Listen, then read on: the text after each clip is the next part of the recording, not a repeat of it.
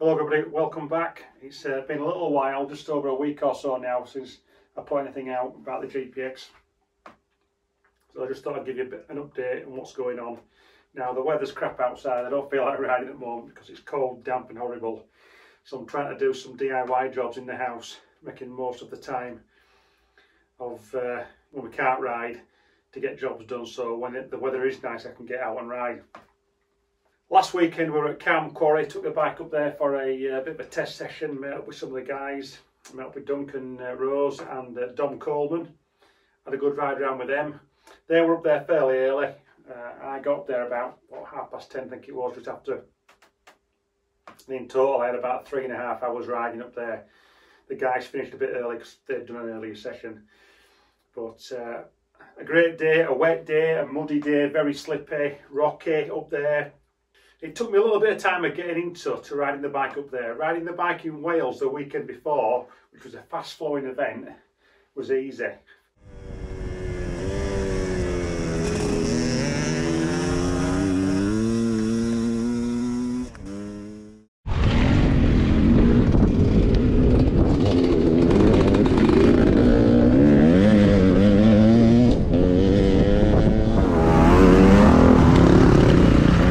Compared to riding at Cowm Quarry, it's more technical. You had to really think about gear selection, just getting to know what the bike was capable in that sort of scenario.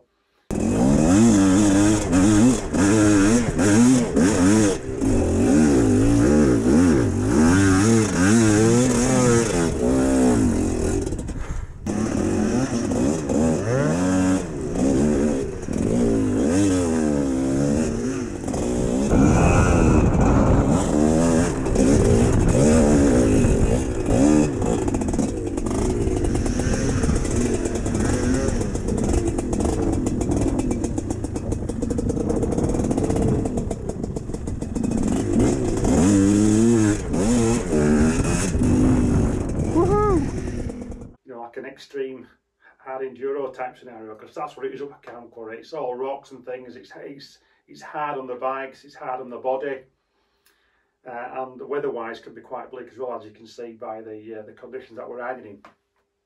But the bike held up pretty good, to be fair. Say, 3.5 hours riding, brought the bike back.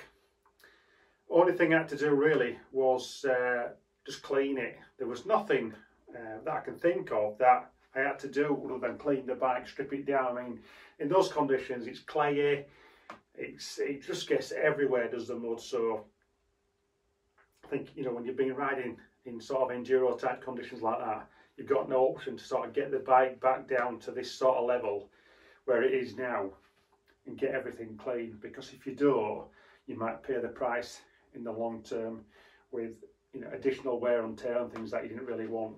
The only thing I had to replace were the rear brake pads, which were sort of half done. They weren't fully done, but I thought, yeah, I'll change those. Oh yeah, and one other thing, we've ripped the sump guard off. We left the sump guard somewhere at Cowm Quarry now. I think the guys have recovered it. The sump guard, what comes on the GPX, it's plastic sump guard. It's not the best thing. If you're doing trail riding and green lane and things like that, it might be okay. But if you're doing the type of riding what I'm doing, the sump guard, what comes with the bike, is not really adequate for the job, so I've actually changed that now to an enduro engineering sump guard, and I'll talk about that during the video. But overall the bike did hold up pretty good, and I'm really impressed with what I could do on it actually.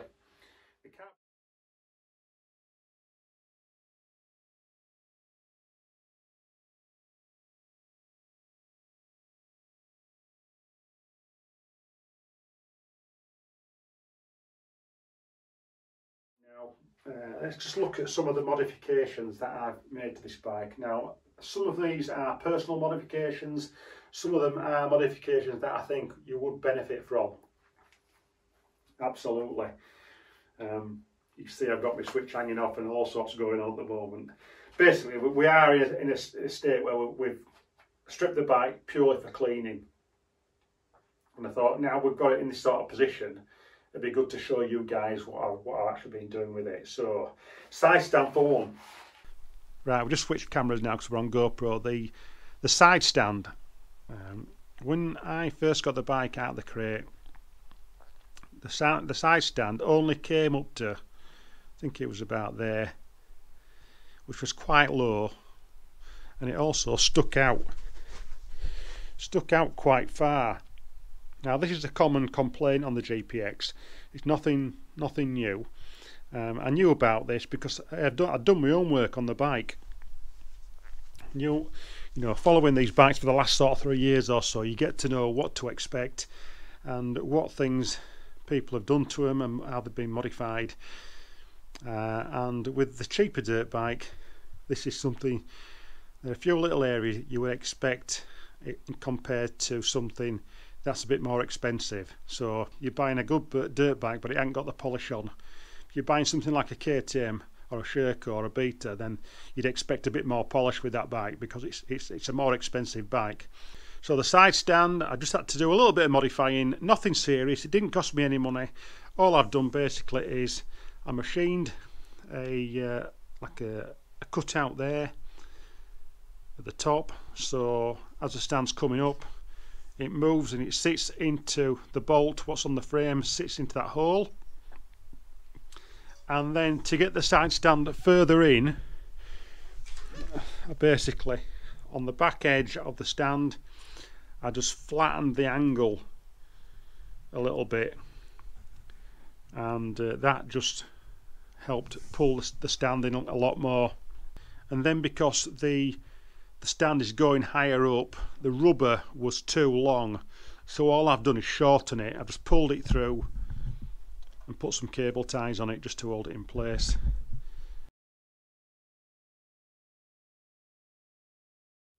The second thing that I changed was one of the fasteners on the chain block. Let's have a look. This is a standard KTM chain block for one. The original chain block, the GPX chain block, I thought it was a little bit too flexible, so I had this in my box. This is a part warm one. It had about 10 hours on it, and that's quite a robust chain block. Is that if you would replace, you know, my thoughts are, if you're getting the GPX, you're going to be doing some hard work on it, some proper enduro work, some proper gnarly sort of riding. I would say get the chain block changed straight away. Put a decent chain block in, whether it's a standard KTM one or something like a BRP chain block or a TM design one. Get one of those in, it'll make it a lot better. The fastener that I changed on the mounting was the long bolt that goes through at the front. What I've done is I've put a longer bolt in, I put a lock nut and a washer on the back, as you would find on some of the other bikes. Just makes it a bit more robust. Less chance of stripping the threads in that section, and less chance of that bolt coming out, because the last thing you want is your chain block coming undone when you're riding.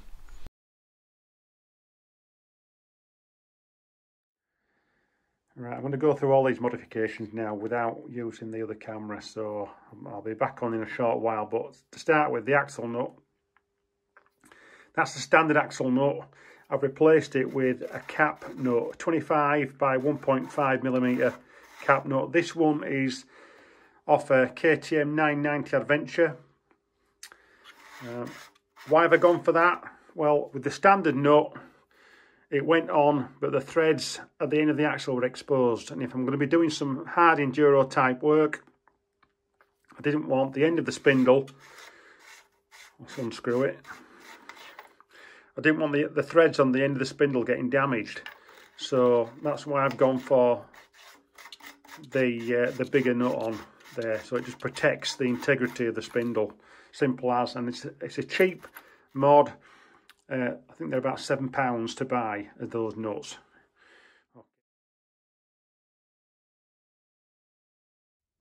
The next modification what I did was the cones in the handlebar triple clamp mounts, which there's already a post about them on my Facebook page. Again, a cheap simple mod. You know, originally they are rubber mounted at the handlebars, rubber mounted. I didn't like the feel of the rubber. They felt loose to me, so I swapped them out, put some aluminium cones in. It cost $13.99, something like that, not a lot, and now the bars feel absolutely rock solid. So again, a cheap modification. That's something I would recommend doing, and Loctite the bolts when you do it. The other mod, what I did was the Speedo cable. Now the Speedo cable came up from the caliper, from where the sender is, up and following the route of the brake hose, and then at this point it went to the back of the light. Now for me that was a little bit short. It'd have been better off coming up all the way up. But in any case, I don't need the Speedo. Why do I need a Speedo from riding off-road? I don't need it. So I took that off. Something less that'll break.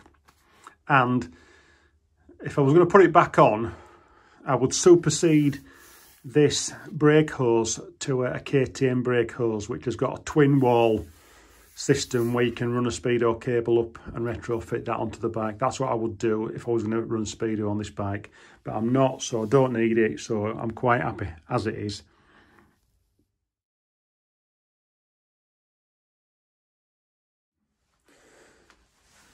Now, this was something that I've not seen mentioned before prior to me getting the bike. I've not seen anything about this on the Facebook groups, no complaints about it. But when I was riding the bike, I couldn't get the feel of the rear brake because it was quite low. The way I ride, I like to stand on the foot pegs, and I just felt that was like overreaching all the time for the brake pedal. So we tried raising the brake pedal up, and it will only go so far because of its design. People think this is a KTM brake pedal. Yeah, it's similar in design, but it's got a total different bend to it. It's got a larger bend. And even with that larger bend, it will only come back up so far. So to get the feel that I wanted for the foot brake, I've had to put a couple of spacers underneath the tip, then a couple of 8mm spacers, which just brought it up. I've actually used a couple of nuts to space it out, but I am going to make a proper spacer for that because I've got some aluminium now to do it. So we raised that up to start with. The second thing that I did with the brake setup was I changed the spring. Now the spring what was on, which I've misplaced now, was quite thin and it wasn't a very strong spring, so I've swapped that out for a KTM one.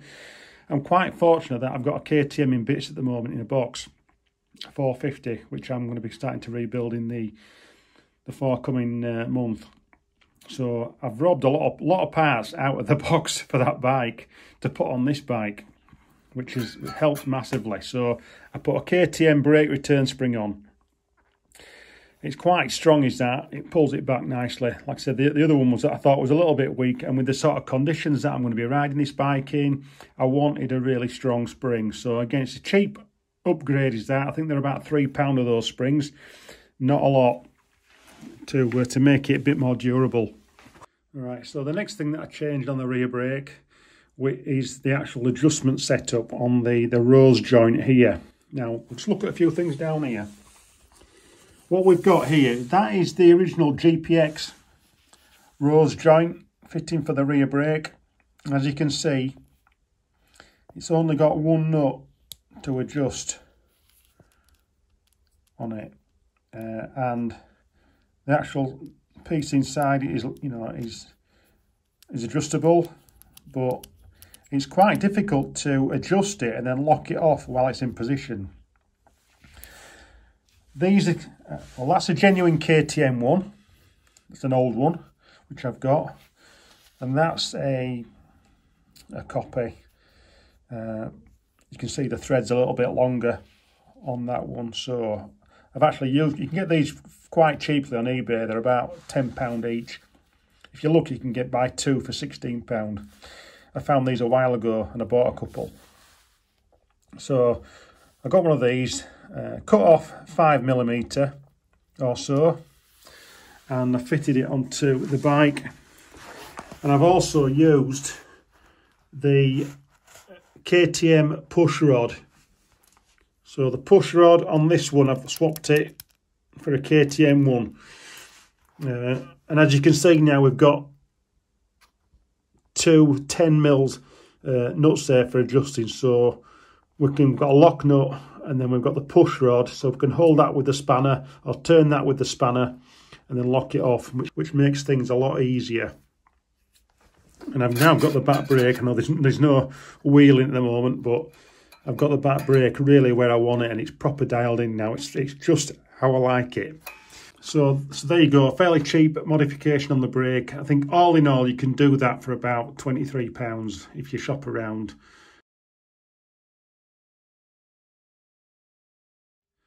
The next thing that I changed was the exhaust rubbers here on the silencer, and also up front on the frame mounting here.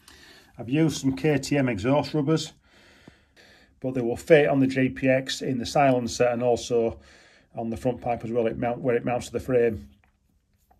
They're a graphite type rubber, quite hard wearing. They are quite expensive if you're going to buy them from KTM. They're about £4.73 each, something like that.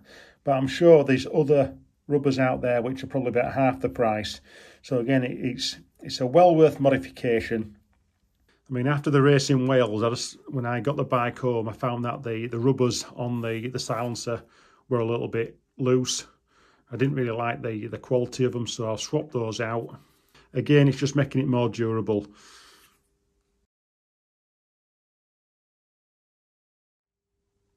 So the next modification was on the caliper. Now, the standard brake pin, what's in there holding the pads in place, just had one hole at the end for one R-clip, and I found that the R-clip just kept rotating. So I had a spare Brembo brake pin, which I've replaced it with, and it's got a second hole in so I can put a second R-clip in. The other alternative is that you can lock wire these pins in place, and I'm just in the process of doing that with the front caliper. Let's have a look. So on the front caliper, we've got an R-clip in there which is in the right position. It's pushed in from the front, so if anything catches against it, it won't get pulled out. It'll get pushed in. Okay. What we find with this, and again on the KTM Husky gas calipers, because this is it's not, I won't say it's identical to Brembo because it's not, but it's near as a Brembo type caliper in its design and its looks. On those genuine Brembo calipers, you would have a second R-clip what goes in here. On this caliper, there's not quite enough room to put a Brembo pin in and get a second R-clip in. It can be done with a smaller R-clip, but not with a genuine Brembo R-clip. So the options are with this, I would say, is just to prevent that pin rotating round, because it'll rotate round with only one clip in. Lock wire it. Either put some lock wire on the end of the clip and lock wire it, attach it to your bottom of your brake hose, or put some lock wire through the hole again to the brake hose, so you can just prevent that pin coming out when you are doing some hard riding, or if you're going through the sort of terrain that I ride in. The chances are something like this might get caught on a rock or something and it might get pulled out. Again, it's just looking at long-term durability, just bulletproofing things for when you're out there, so the bike's not going to let you down. And I would do this with any bike: lock wire the brake pins, or make it so the pin can't rotate, so you're not going to lose that brake pin if it does come out.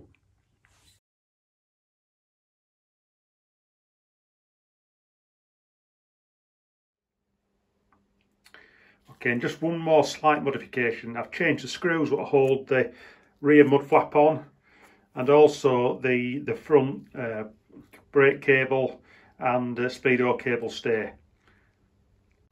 Now, while we've got this on the ground, I'll just show you basically. These are the new screws I've got to replace the GPX one. Now, that's the GPX one. That's the style I've replaced it with, the European one, which is, you can tell, is slightly longer. And it just makes these hold in a bit more securely.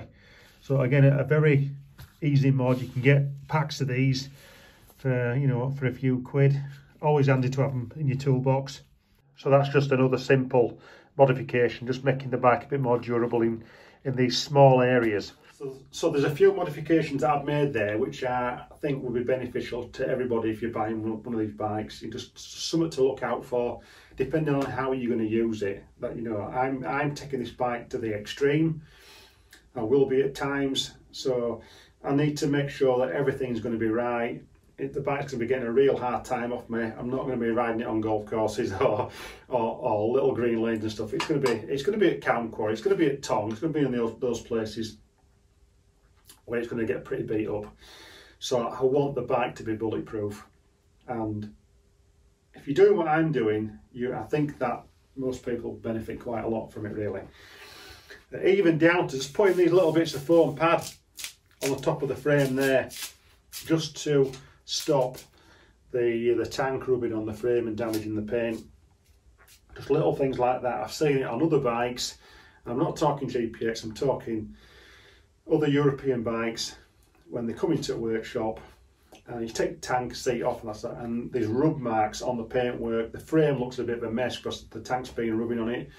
And if you just put on some bits of foam in certain areas from the outset, it would stop all that and it would keep the quality of the bike there. Absolutely, it really would. It's make the bike, you know, again, again, you're looking at resale as well further down the line. It's all about just trying to keep the integrity of the bike and making it look like it's been looked after.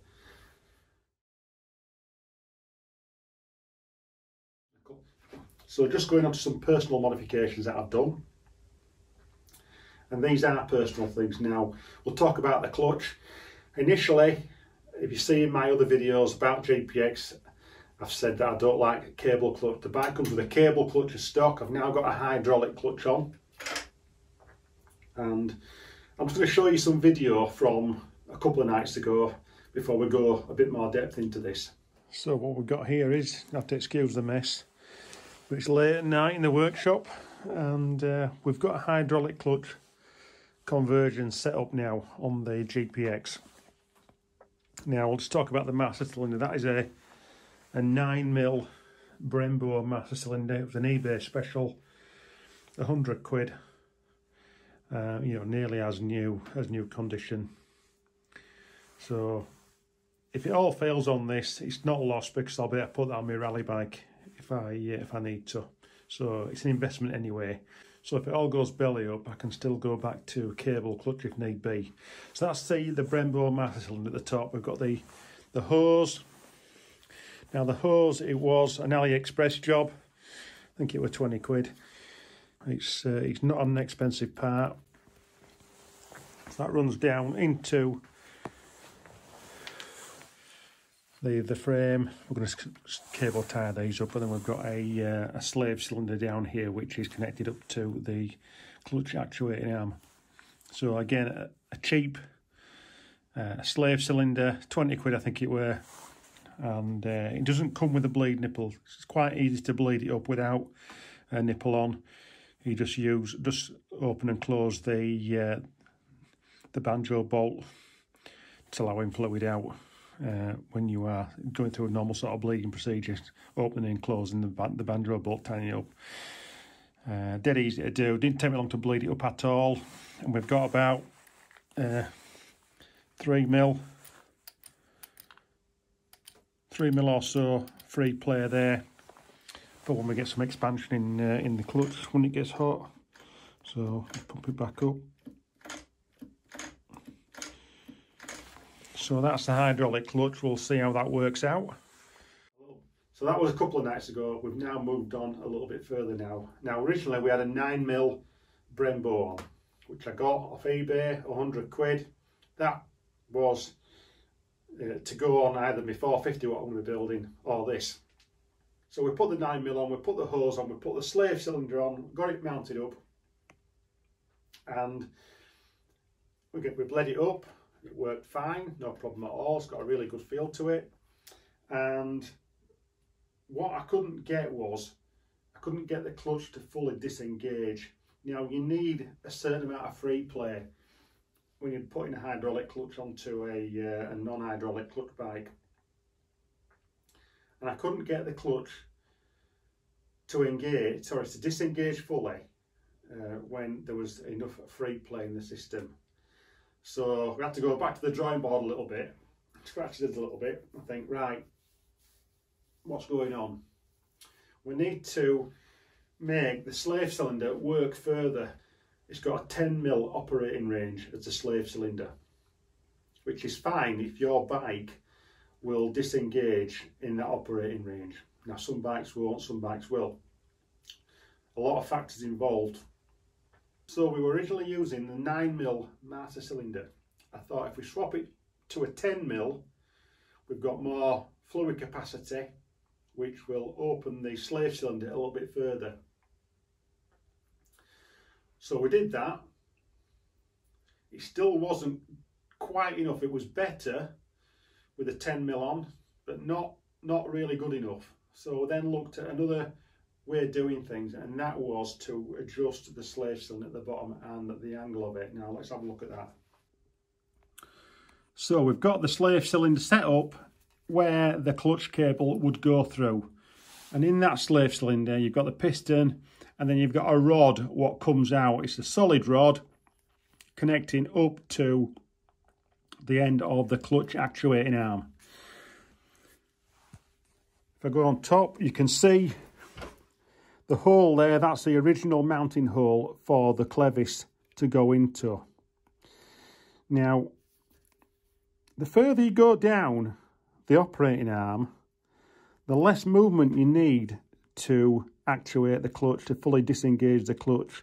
So what I've done is a couple of things really. Because you need the slave cylinder to be working in a straight line to the point of on the arm, I had to readjust the angle of the slave cylinder. So what I made was I had two shims shaped like a wedge, which adjusted the angle of the cylinder.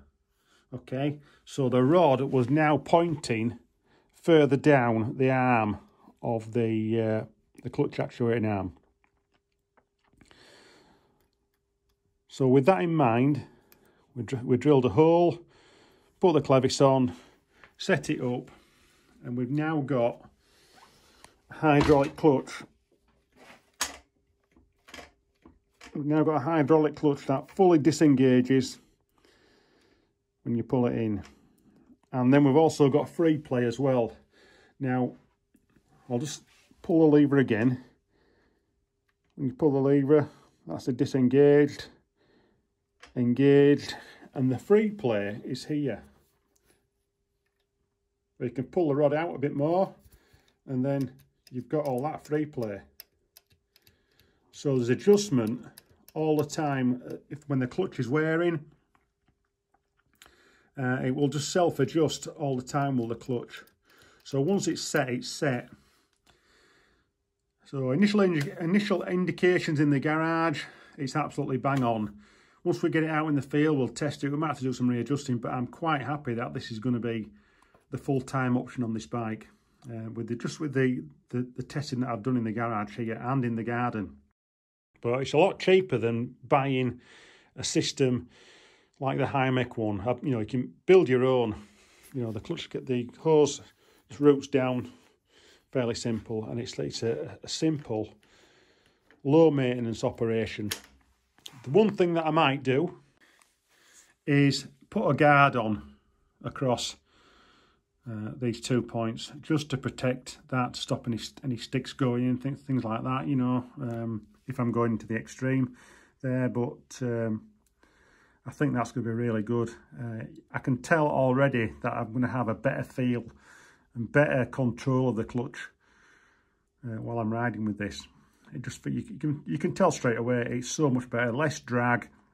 I mean, it was, don't get me wrong, the clutch was fairly light anyway on the bike. I was doing a lot of one finger clutching around Cowm Quarry with the cable operation, but this is just going to take it to a different level.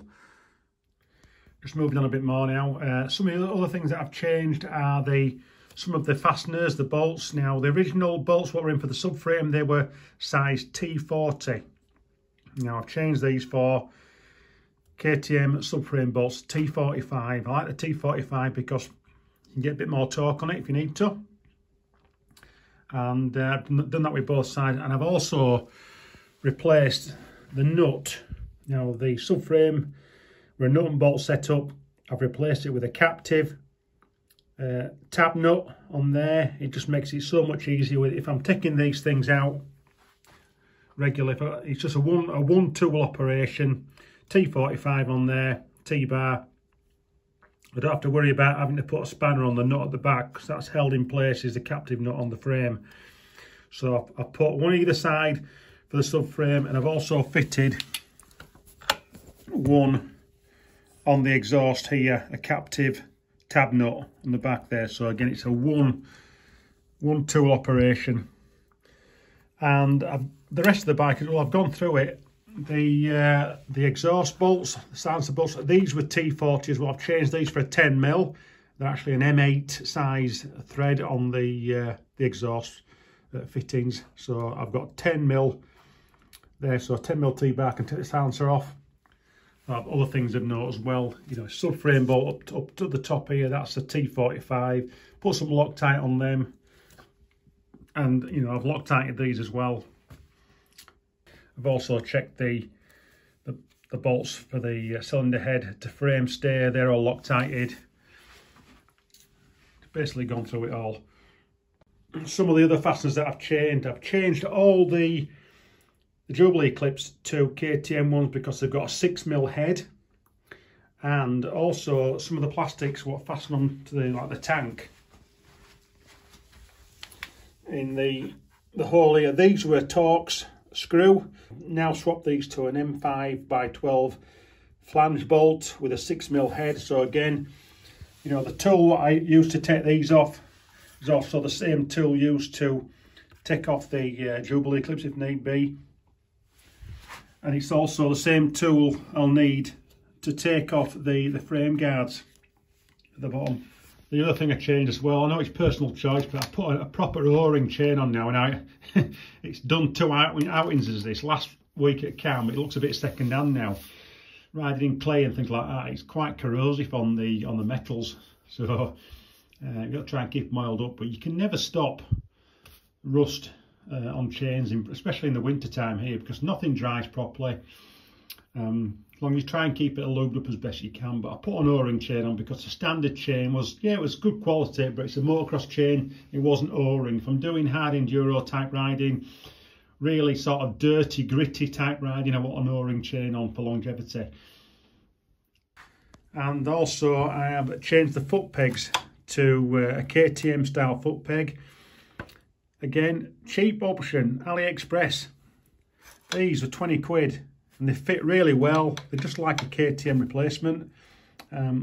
Good. I didn't like the aluminium foot pegs that were on the standard ones because I think they've got like little screws in all the way around, which like for gripping onto the boot, and I think they don't do your boots any good. So I put these on, like they were 20 quid part for both sides, bargain. The other thing that I put on was the hour meter. Why an hour meter? Because I'm not running a Speedo. I just want to keep an eye on how many working hours the engine's done, particularly for any service work, you know, oil changes, when it comes to thinking about a piston change, that sort of thing. Yeah, and you probably noticed as well, I've also changed the battery. The bike came with a lead acid battery to start with. Probably my fault, but we had a bit of an issue with the battery, and the top wasn't sealed properly. And we had a little bit of an acid leak, as you can tell on the swing arm underneath. We had a few marks on the swing arm where we've had battery acid drop on, and it's just, you know, I've taken a little bit of the paint off, but I'm not too fussed, but that's probably my fault. So again, that was a battery off one of my other bikes for the moment. I'm going to put a new battery on the 450 when I build that, so you know that is being used on here and it'll stay on there. And then just little things, again, it's personal stuff. It's again down to what you're riding and what you're doing. I put the swing arm saver on it with the chain blockers. It protects the lugs on the swing arm, so if you get a hit, all the force is getting transferred and spread across 2 points as opposed to 1 point. So you have less chance of a breakage. I've also put swing arm guards on. Very important, I think. I know you get dirt behind them, but you're going to stop at the swing arm getting all scratched up and dented and marked. That's the idea. You can always, at some point in its life, take these off and just get the swing arm vapor blasted, and it'd be like brand new again. So, and then we've got the lower fork guards on. I had these already. These are Polysport ones. I'd used that one previously, that side, on one of my other bikes, and I had that one in the box still. So these fitted straight on, no problem. So that didn't cost me anything. And the Enduro Engineering rear disc guard, again, it's off one of my other bikes, and to modify this I had to drill out the hole to a 25mm size so it'd fit the spindle. So again, something that, a part that I've kept from another bike. It's not cost me anything in the long term, you know, I'm just transferring stuff from one bike to another, which is the best way to do it. And also, moving on a bit, the hand guards, I've got my own hand guards. These are what I had on one of my old bikes. Kept them. Keep all your stuff. Keep all your old bits and pieces. Don't chuck anything out. You never know when you're going to need them. They'll sit in the garage, in the loft in the garage for God knows how long. And then when the time comes, they're there for you. So all I've done is put some new plastics on. And they're just taking a bit of a beating already, actually. These are Enduro Engineering plastics on this. So again, it's not cost me a great deal to put those on. The stock handguards that come with the GPX aren't the best. They're a little bit brittle. So I would advise you, upgrading them, putting some wrap rounds on. I like wrap rounds. Some people don't, but I like them. You know, never had a broken clutch lever as yet, or a brake lever with these on. Just moving on, I put some rad braces on. These were a cheap option. These, I saw them on eBay. I was looking at what to put on rad brace wise. These were 40 quid and they're quite substantial. Now I'm just going to show you something now. You can see on the photo two sets of rad shroud louvers. Okay, on the left we've got KTM ones, on the right we've got the GPX ones, and there is a slight difference in the rad louvers. On the GPX, the bolt holes on the outer edge are a little bit lower. They're about 10mm lower than the KTM ones. These rad braces wouldn't work with the standard GPX plastic rad louvers. These are ones, again, I had them in the box. When I bought my TPI, I put aluminium radiator braces on. These have been in a box since then. So we've used KTM rad louvers to make these rad braces work on the GPX. Now, if you're going to replace your rad louvers with full billet aluminium rad protectors, then that'll be a different ball game. They will probably fit straight away. With this, the KTM rad louver on with these rad braces, when I'm refitting the tank, there's quite enough flex in the rad shroud on the tank to actually accommodate movement in fastening it up to these two mounting points here. So it's not been a big deal. Again, quite cost effective, £40 for a set of rad braces. A slight bit of a modification. Luckily I had these tucked away in a box of plastics, which I've got in the loft, and the job's sorted. Just going back to what I said earlier about the sump guard getting ripped off at Cowm Quarry. We've now got the Enduro Engineering sump guard on, and I'm really pleased with this. Now I'm just going to show you some footage now from a couple of nights ago. Okay, the next thing we've been on with is the sump guard. Now there's some photographs already on Facebook in relation to this when it was fitted. I'll sort of take it off and show you what we've done. So this is a sump guard off a KTM Husqvarna 2016 250/350 XCF EXC SX XCF FC 250/350 17 to 18 250/350. I'll put a description in the bottom of the video what it's off, but basically that is the guard. It's an Enduro Engineering product, as you can see, and we've got a plastic tail on it as well as a linkage protector. So to make the guard fit onto the GPX, we had to do a little bit of modifying. Now these two pieces here, these were actually at the top part of the guard there, and also that bit went onto it as well. So I've actually cut those off. Those were sort of in that sort of position. Now I cut that off first just to see where we were in relation to being able to get the exhaust on, getting into the bolts to tighten the exhaust up. Now with just that removed, it was difficult to get into one of the bolts, so I then had to take that next little bit off, basically just where the first set of holes are, drainage holes at the front. So I took a straight line across the front of the sump guard. I didn't have to take any of the outer flanges off at all. I just took a straight line across, and that was enough. We then had to get the sump guard, the dish of the sump guard, to actually mirror sort of the shape of the frame under here. So that was quite easy. Initially, when you put the guard on, there was quite a big gap in this area here where the bend in the frame is, so we had to close that gap. So all I did was I turned it upside down and hit it with a big hammer on both sides just to sort of spread it out. And now we've got virtually a perfect fit against the frame. The anchor point at the back, what we've done is we've had to take a little piece off the back edge. Okay, that's because if you look on the GPX frame, you can see underneath there, at the back there is a plate between the two engine bolt mounts, so that hooking point couldn't go all the way over, so we had to take a little bit off so it'd hook over just enough up against the back plate there. The front mounting point of the guard is the original GPX mount. Yeah, what we had to do was, the GPX mount was like pushed in a little bit, so I've just, with some pipe grips, pulled it back so it's flat and it's level with the frame rails. So it's squared to the frame rails you're at now. Once we've got the guard on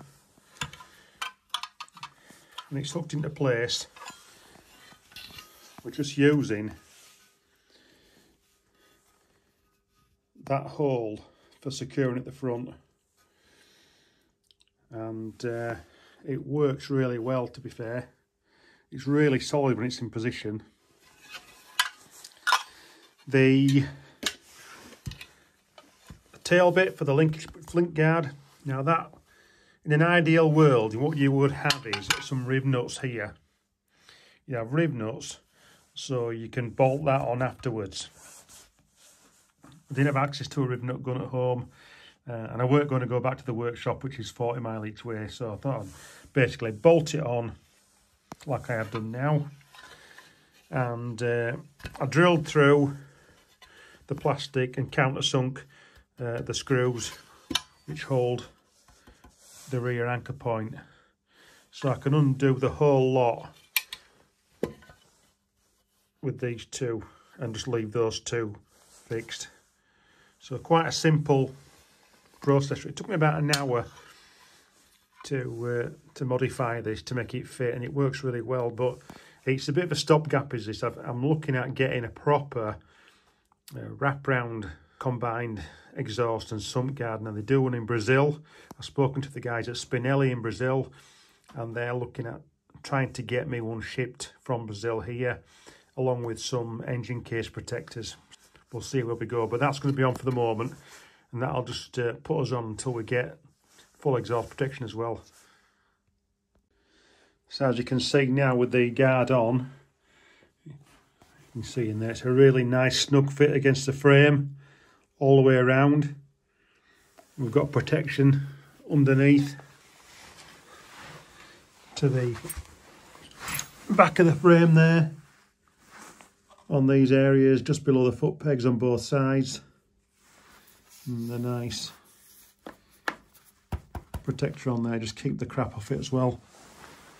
But looks pretty good.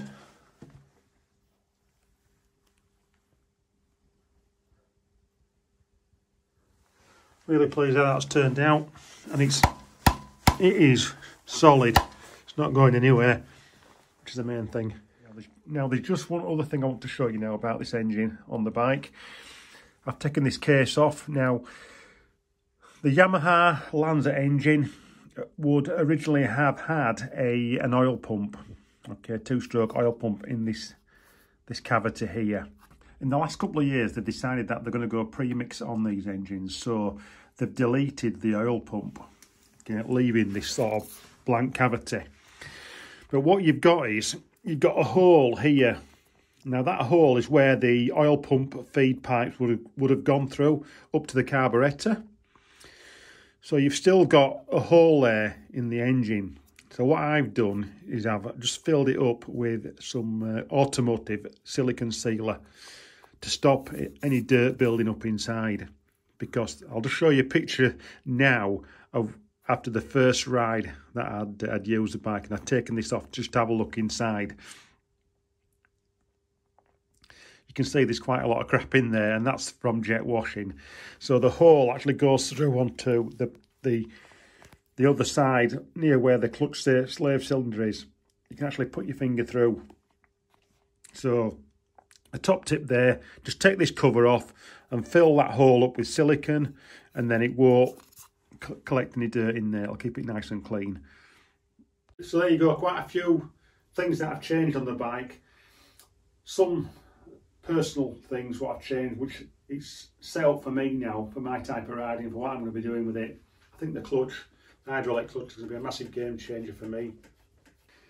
I'm really happy with it. You get, you know, with GPX, you're getting a lot of bike, and if you've got the knowledge, you've got some skills, you know how to use a toolbox, you've got a bit of a working space, you can do this sort of thing. You can really make this bike something special. Now, what I'm looking at here is changing the switch gear, mainly because on a couple of occasions whilst riding at Cowm Quarry, I caught the kill switch. The kill switch is this type where if you push it in, it stays in. And I cut the bike out, and it happened on a couple of occasions where I just needed that initial hit of power to get up a hill, and I caught the kill switch by accident and the bike just died. So I'm going to swap that out for a more streamlined switch setup, which I'll be doing in the next video. I've got time, while the weather's a bit crap outside, I don't really feel like riding, I've got other things to be doing. I'm going to do all these little jobs now, and then when the weather is right, I can get out and ride as much as I want. I like it, it's ticking the boxes for me at the moment, for what I want it for.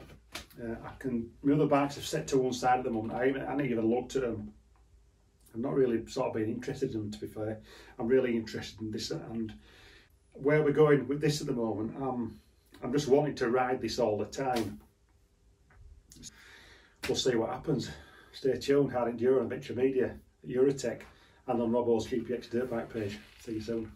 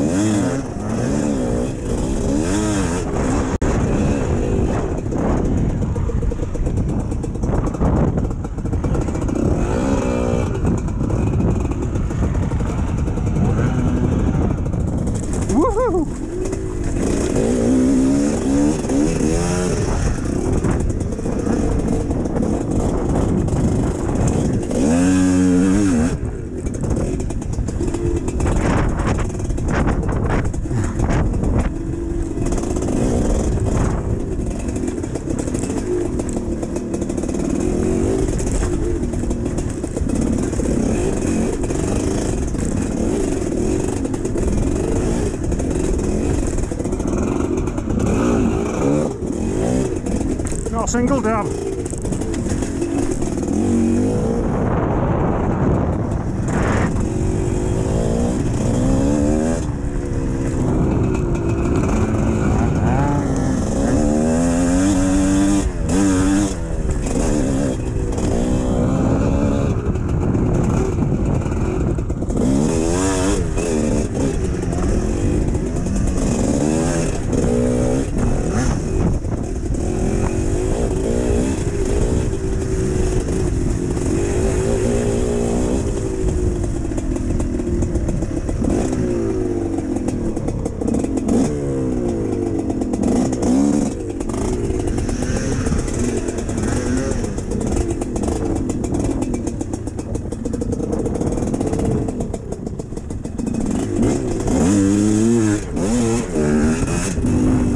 Woohoo! That was a test.